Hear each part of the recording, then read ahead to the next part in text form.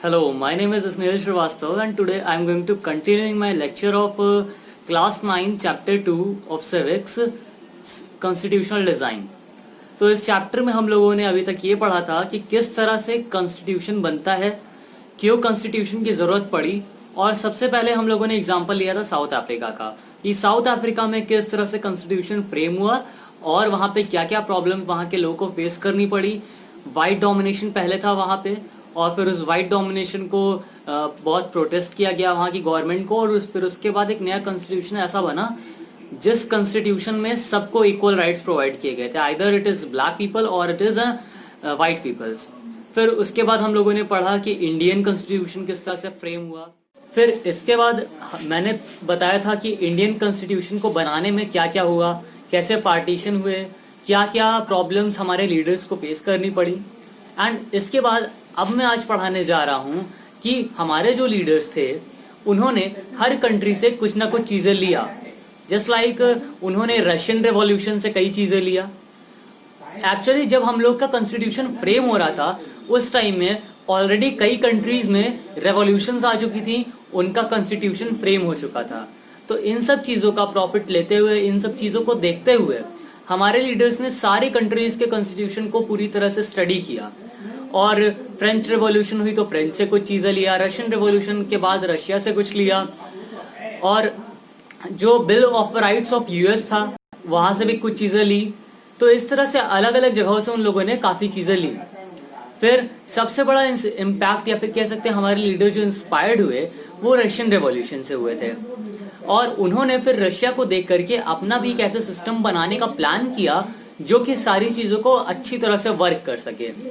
और वो सारे जो रूल्स थे और लॉज थे उनको डायरेक्टली अप्लाई नहीं कर रहे थे अपनी कंट्रीज में, उनको पहले ला रहे थे और उस पर स्टडी कर रहे थे कि, और जितने भी स्टेप्स वो लेते जा रहे थे, जितने भी लॉज वो फ्रेम करते जा रहे थे, हर लॉ हर स्टेप पे वो ये देख रहे थे कि क्या ये स्टेप हमारी कंट्री के लिए सही है या फिर ये स्टेप हमारी कंट्री के लिए गलत होगा।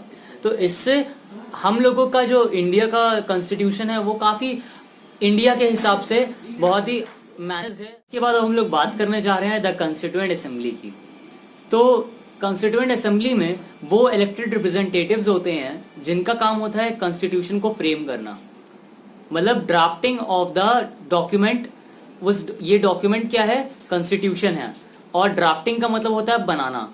तो जो लोग एक असेंबली में मिल करके इसको बनाए रहते हैं उसी असेंबली को कॉन्स्टिट्यूएंट असेंबली बोला जाता है। कॉन्स्टिट्यूएंट असेंबली के इलेक्शंस जुलाई 1946 में हुए रहते हैं और इसकी फर्स्ट मीटिंग दिसंबर 1946 में होती है। इसी के बाद बहुत ही जल्दी ये कंट्री दो पार्ट्स में डिवाइड हो जाती है, एक इंडिया और एक पाकिस्तान। तो यहाँ की जो कॉन्स्टिट्यूएंट असेंबली होती है वो भी दो अलग अलग पार्ट्स में डिवाइड हो जाती है, एक कॉन्स्टिट्यूएंट असेंबली ऑफ इंडिया और एक कॉन्स्टिट्यूएंट असेंबली ऑफ पाकिस्तान में। तो जो कॉन्स्टिट्यूएंट असेंबली ऑफ इंडिया रहती है इसमें 299 मेंबर्स रहते हैं और 299 मेंबर्स मिल करके यहाँ का कॉन्स्टिट्यूशन फ्रेम करते हैं। हमारा कॉन्स्टिट्यूशन 26 नवंबर 1949 को बन चुका रहता है, बट वो पूरी तरह से 26 जनवरी 1950 में आता है एक्ट में, मतलब पूरी तरह से ये लागू 26 जनवरी 1950 में लागू होता है, और इसी डे को हम लोग रिपब्लिक डे के नाम से जानते हैं और हर ईयर सेलिब्रेट भी करते हैं। इसके बाद सबसे बड़ा क्वेश्चन ये अराइज होता है हमारे सामने कि क्या ये जो कॉन्स्टिट्यूशन 50 ईयर्स पहले हमारी कंट्री के लिए बनाया गया था, क्या वो अभी भी एप्लीकेबल है हमारे लिए? क्यों आज के टाइम के लोग उस कॉन्स्टिट्यूशन को फॉलो करें जो 50 ईयर्स अगो बनाया गया, 70 ईयर्स अगो बनाया गया? तो एक्चुअली यहाँ पे बात यह है कि हमारे जो लीडर्स थे उन्होंने खुद के पॉइंट ऑफ व्यू से कोई कॉन्स्टिट्यूशन फ्रेम नहीं किया था उस टाइम पे वो लोगों के द्वारा इलेक्ट किए गए थे। इसका मतलब ये है कि वहाँ के जो लोग थे उनके थॉट्स भी उनके अंदर कहीं ना कहीं प्रेजेंट थे, तभी लोगों ने उनको इलेक्ट किया था। और फिर वहाँ की जो कंडीशंस थी, सिचुएशंस थी, उस टाइम में उन लोगों ने सारी कंट्रीज के कॉन्स्टिट्यूशन को रीड किया, स्टडी किया, और उसके बाद एक ऐसा कॉन्स्टिट्यूशन बनाया जो सारी कंट्रीज से डिफरेंट था और सबके लिए इक्वल था। इसके साथ ही साथ अदर कंट्रीज में जो भी कॉन्स्टिट्यूशन फॉर्म हुए हैं उनको लेकर के बड़े सोशल ग्रुप्स ने कई बार ये क्वेश्चन उठाया है कि ये कॉन्स्टिट्यूशन सही नहीं है। तो अलग अलग कंट्रीज के कॉन्स्टिट्यूशन, कई कंट्रीज के कॉन्स्टिट्यूशन कई बार चेंज हो चुके हैं, अमेंड हो चुके हैं, और कई कंट्रीज तो ऐसे भी हैं जहां पे कॉन्स्टिट्यूशन को फॉलो ही नहीं किया जाता। अब कॉन्स्टिट्यूशन बनाने का फायदा क्या हुआ जब वो लोग फॉलो ही नहीं कर रहे हैं। बट हमारी कंट्री इंडिया में कॉन्स्टिट्यूशन को फॉलो भी किया जाता है और इसकी रिस्पेक्ट भी की जाती है। साथ ही साथ अभी तक ऐसा कभी नहीं हुआ कि कोई बड़े सोशल ग्रुप ने इस पे क्वेश्चन उठाया हो कि ये कॉन्स्टिट्यूशन गलत है। फिर इसके बाद सेकेंड रीजन ये रहता है यहाँ के कॉन्स्टिट्यूशन को एक्सेप्ट करने का, जो कि 50 इयर्स पहले बन चुका है। उसका रीजन ये है कि ये जो कॉन्स्टिट्यूशन था वो किसी यूनिवर्सल एडल्ट फ्रेंचाइजी से नहीं इलेक्ट हुआ था। मतलब कि इसके जो रिप्रेजेंटेटिव मेंबर्स थे, इलेक्टेड रिप्रेजेंटेटिव्स थे, उनको इलेक्ट करने के लिए यूनिवर्सल एडल्ट फ्रेंचाइजी का यूज नहीं किया गया। यूनिवर्सल एडल्ट फ्रेंचाइजी का मतलब ये होता है कि जो कोई भी डिसीजन लिया जाए, जो कोई भी मतलब किसी भी चीज़ पे अगर वोटिंग हो रही हो तो उसमें वहाँ के कंट्री के हर एक पर्टिकुलर मेंबर को, हर एक पर्टिकुलर सिटीजन को वोट करने का राइट हो। मतलब उससे भी सलाह ली जाए, हर एक इंसान से सलाह ली जाए। बट उस टाइम पे क्या था कि यूनिवर्सल एडल्ट फ्रेंचाइजी नहीं था। उस टाइम पे वहाँ पे पर्टिकुलर अलग अलग प्रोविंशियल लेजिस्लेचर से रिप्रेजेंटेटिव आते थे। मतलब हर प्रोविंस से, हर एरिया से कोई ना कोई एक आदमी आता था। तो वहाँ पे डोमिनेशन किसका था? कांग्रेस का था, इंडियन नेशनल कांग्रेस का। और कांग्रेस खुद में ही ढेर सारी पार्टीज को कंस्टिट्यूट करके रखी हुई थी, और इसमें जो मेंबर्स थे वो डिफरेंट कास्ट, कलर और डिफरेंट अलग अलग रीजन से बिलोंग करते थे, और सबकी लैंग्वेज भी डिफरेंट थी। तो इसलिए सबका ध्यान यहाँ पे रखा गया कॉन्स्टिट्यूशन को फॉर्म करने में, क्योंकि हर जगह से कोई ना कोई मेंबर था प्रेजेंट जो कि अपने व्यूज दिया और उसने वहाँ का भी ध्यान रखते हुए सारे रूल्स को बनाया। फाइनली जो कॉन्स्टिट्यूशन डिज़ाइन किया गया उसको कॉन्सेप्चुअलाइज तरीके से और बहुत ही सिस्टमैटिक वे में फॉलो करवाया गया। फिर कुछ प्रिंसिपल्स बनाए गए, उन प्रिंसिपल्स के अकॉर्डिंग पूरा कॉन्स्टिट्यूशन डिज़ाइन करना था उन लोगों को। और फिर एक ड्राफ्टिंग कमेटी बनी जिसके chairman doctor BR Ambedkar ji थे। BR अम्बेडकर जी ने उस ड्राफ्ट को असेंबली में रखा, उस पर डिस्कशंस किए फ्रेज बाय फ्रेज, और उन डिस्कशंस में 2000 अमेंडमेंट्स लगभग किए गए उस ड्राफ्ट में। फिर उसके बाद इन सब चीज़ों को पूरी तरह से करने में ड्राफ्टिंग कमेटी को 114 डेज लगे, और अगर इसको गिना जाए कि पूरी तरह से उनको कितना टाइम लगा तो 3 इयर्स लग गए। मतलब उनके मिलने का टाइम जो जितनी दिन कमेटी हुई, जितने दिन असेंबलीज हुई, वो 114 डेज थे।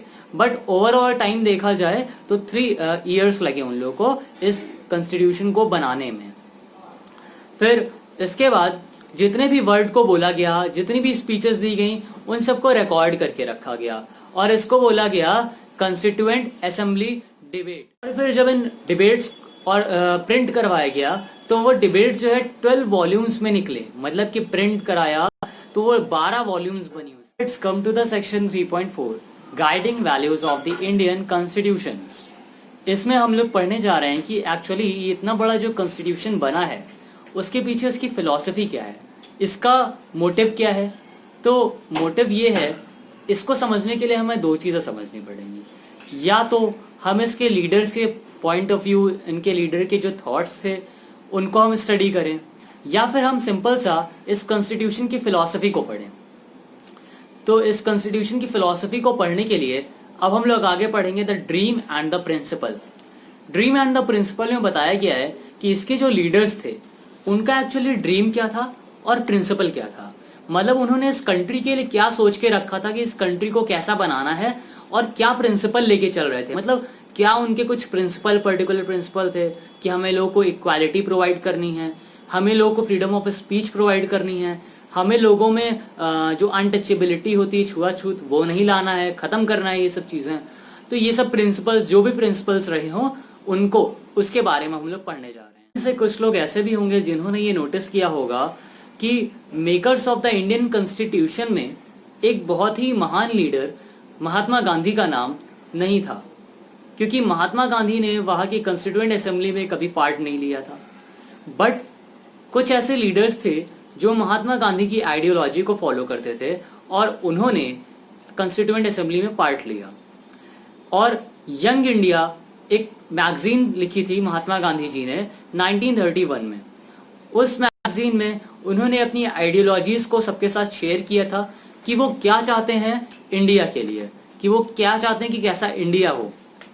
उन्होंने लिखा, I shall strive for a constitution which will release India from all thraldom and patronage. I shall work for an India in which the poorest shall feel that it is their country in whose making they have an effective voice.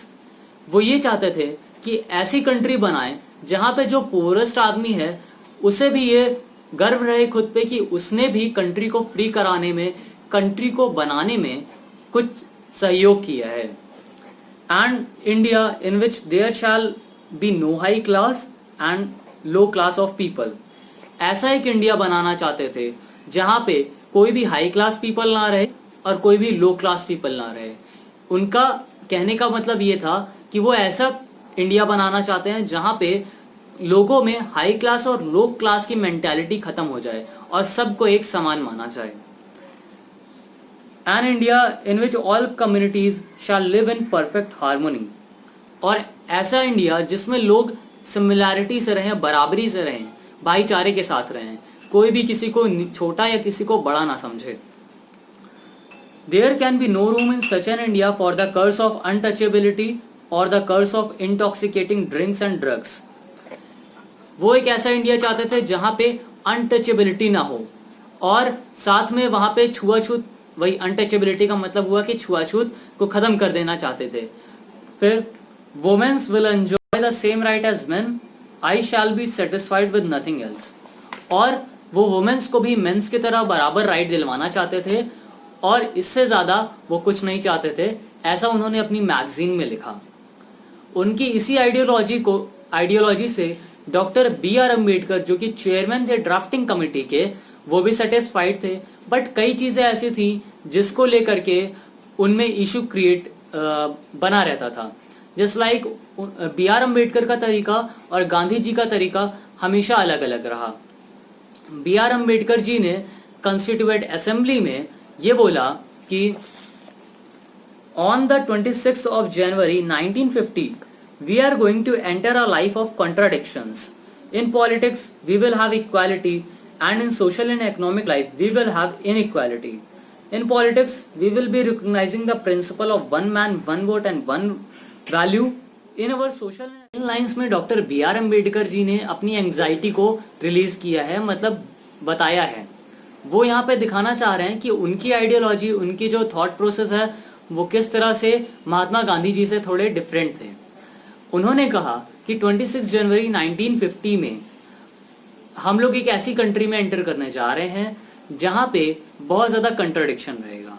हम politics में तो stability, मतलब कि equality maintain कर सकते हैं, like a one man one vote one value, वो तो हम लोग अप्लाई कर पाएंगे।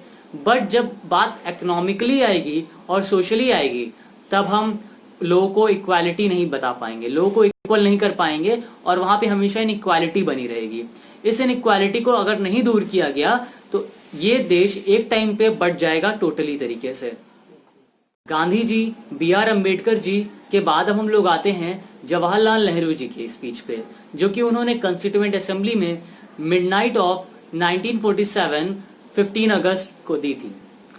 उस स्पीच में उन्होंने बोला था कि Long years ago, we made a tryst with destiny and now the time comes when we shall redeem our pledge.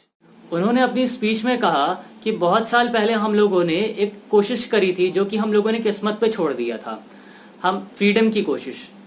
यहाँ पे ट्रस्ट विद डेस्टिनी वर्ड आया है इस बुक में, और ट्रस्ट विद डेस्टिनी का मतलब होता है कि कोशिश करना सब कुछ किस्मत पे छोड़ के। तो और आज वक्त आ गया है, पूरी तरह से नहीं पर फिर भी आज वो वक्त आ चुका है जब हम ये कह सकें कि हम लोग उस कोशिश में कामयाब हुए। At the stroke of the midnight hour when the world sleeps, India will awake to life and freedom. A moment comes which comes but rarely in history, when we step out from the old to the new, when an age ends and when the soul of a nation long suppressed finds utterance. It is fitting that at this solemn moment we take the pledge of dedication to service of India and her people and to the still larger cause of humanity. उन्होंने इन lines में कहा कि आधी रात को पूरी दुनिया सो रही है और इंडिया फ्रीडम और जिंदगी के लिए, लाइफ के लिए जाग रहा है.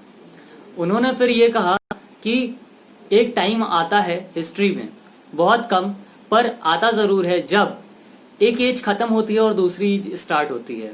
जब कोई कंट्री फ्रीडम पाती है और उस कंट्री की आत्मा सप्रेस्ड रहती है और फिर वो फ्रीडम पाती है, तो उस टाइम पे हम लोग आज प्लेज लेते हैं कि हम लोग अपनी कंट्री को सर्विस प्रोवाइड करेंगे और अपनी कंट्री को खुश रखने की पूरी कोशिश करेंगे. इस पैराग्राफ में वो बोलते हैं कि freedom and power brings responsibility.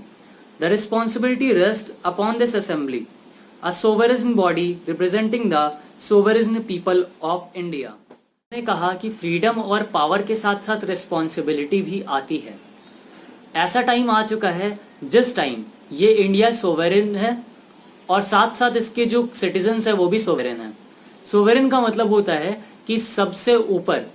यहाँ की जो उन्होंने ये कहना चाहा कि यहाँ की जो सिटीजन्स है वो यहाँ पे सबसे ऊपर हैं, ना कि कोई पॉलिटिकल पावर. उसके बाद वो बोलते हैं before the birth of freedom we have endured all the pains of labour and our hearts are heavy with the memory of this sorrow.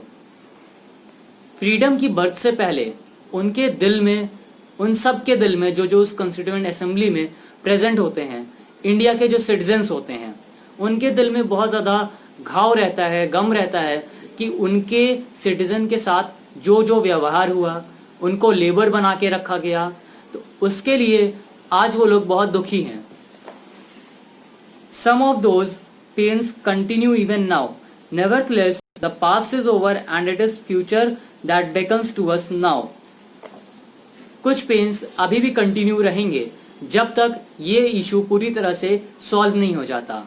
Next para में वो बोलते हैं that future is not one of ease or resting but of incessant striving so that we may fulfill the pledge we have so often taken and the one we shall take today. हो सकता है ये आज पूरा ना हो सकता है इसको पूरा होने में बहुत टाइम लगे, बट हम लोग प्लेज लेते हैं कि हम लोग अपनी पूरी लाइफ इसी में लगा देंगे. The service of India means the service of the millions who suffer. It means the ending of poverty and ignorance and disease and inequality of opportunity. उन्होंने कहा कि सर्विस ऑफ नेशन का मतलब होता है कि service of millions of the citizens. Nation की service का मतलब वहाँ की सिटीजन्स की सर्विस करना और साथ ही साथ वहाँ पे डिजीज़ ख़त्म करना, इनइक्वालिटी ख़त्म करना और जो उन लोग को एजुकेशन प्रोवाइड कराना, ये सब चीज़ें वो करना चाहते हैं. The ambition of the greatest man of our generation has been to wipe every tear from every आई.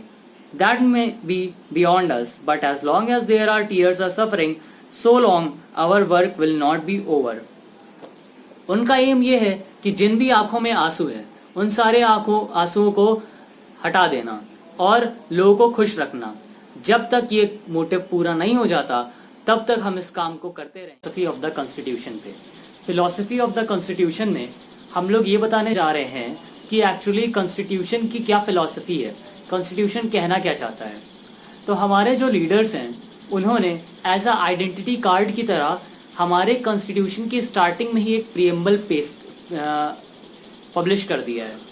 उस प्रीएम्बल में सारी जो भी वैल्यूज़ हैं, जो भी मैसेज हमें देना चाहता है कॉन्स्टिट्यूशन, उन सब को डिफाइन कर दिया गया है प्रीएम्बल में बहुत ही शॉर्ट में, जिससे कि if person don't want to read the whole constitution, वो प्रीएम्बल से भी एक आइडिया ले सके कि एक्चुअली में हमारा कॉन्स्टिट्यूशन क्या कहना चाह रहा है, इंडिया कैसी डेमोक्रेटिक कंट्री है, उसको डिफाइन करने के लिए आइडेंटिटी कार्ड की तरह प्रीएम्बल बना दिया गया है. तो अमेरिका ने पहला स्टार्टिंग ऐसे किया था, उसको देख करके सारी कंट्रीज़ ने इसकी शुरुआत कर दी. इसके बाद हम लोग पढ़ते हैं प्रीएम्बल और उसके टर्म्स को समझते हैं धीमे छोटे छोटे. We the people of India having solemnly resolved to constitute India into a sovereign, socialist, secular, democratic republic and to secure to all its citizens. We the people of India ये कह रहा है कि हम इस देश की जनता, हम इस देश के लोग, मतलब कि ये जो प्रियम्बल बनाने वाले हैं उन्होंने ही ये प्रियम्बल को लिखा है। वो कह रहे हैं कि इसको हम लोग कंस्टिट्यूट करते हैं सोवेरिज्म। सोवेरिज्म मतलब सबसे ऊपर, जिसको प्रभुता बोल सकते हैं, सबसे ऊपर, जिसके ऊपर और कोई ना हो। सेक्युलर, सेक्युलर का मतलब है कि सारे धर्मों को मानने वाला। सोशलिस्ट, डेमोक्रेटिक, रिपब्लिक, मतलब कि रिपब्लिक है, फ्री है, और डेमोक्रेटिक है। डेमोक्रेटिक मतलब ऐसी कंट्री जो डेमोक्रेसी को फॉलो करती हो। Justice, social, economic and political, ये जस्टिस देने का वादा करता है सोशली, इकोनॉमिकली और पॉलिटिकली भी। Liberty of thought, expression, belief, faith and worship, मतलब इनको सोचने की आज़ादी है, बोलने की आज़ादी है, पूजा करने की आज़ादी है, किसी चीज़ पे भरोसा करने की आज़ादी है, और सारी तरह की आज़ादी इन्हें प्रोवाइड की गई है। बस वो किसी और की आज़ादी को हिंडर ना करे, खराब ना करे। Equality of status end of opportunity, वो इंडिया के लोगों को इक्वालिटी देता है उनके स्टेटस की और अपॉर्चुनिटीज़ की, मतलब सबको उतनी अपॉर्चुनिटीज़ मिलेगी जो किसी और को मिल रही है। Fraternity assuring the dignity of the individual and unity and integrity of the nation, वो इस नेशन की इंटीग्रिटी मतलब एकजुटता को, यूनिटी को भी बनाने की संकल्प लेता है।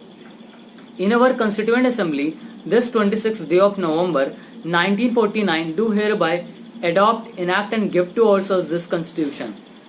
हमारी कंस्टिट्यूएंट असेंबली में 26 नवंबर 1949 में हम खुद को ये कॉन्स्टिट्यूशन प्रोवाइड करते हैं।